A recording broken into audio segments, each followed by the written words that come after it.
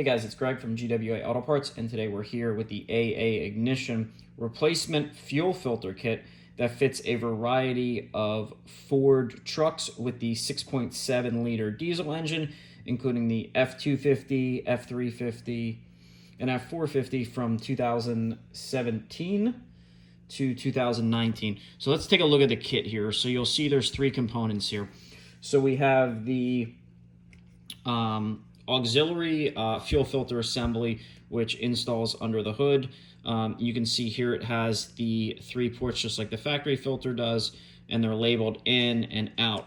So that is one piece of the kit. The next piece is the actual main fuel filter assembly here. You'll notice this looks identical to the factory unit. It has the pleated filter, the pre-filter sleeve here.